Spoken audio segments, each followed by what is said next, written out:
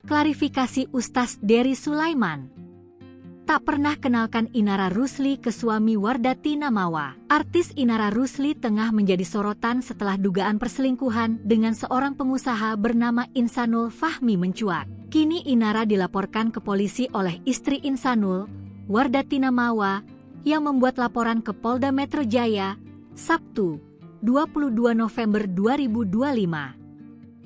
Di tengah sorotan atas dugaan perselingkuhan yang dialamatkan pada Inara Rusli, nama Ustaz Dery Sulaiman ikut terseret. Ustaz Dery dituding netizen yang memperkenalkan wanita bernama lengkap Inara idola Rusli itu kepada Insanul Fahmi. Terkait hal tersebut, Ustaz Dery Sulaiman langsung memberikan klarifikasi. Dery pun menegaskan dirinya tak mengenal sosok Insanul Fahmi. Bahkan, kata dia, Inara tidak pernah cerita tentang urusan asmaranya.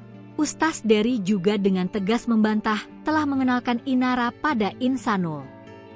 Ia mengatakan bahwa isu itu bukan urusannya.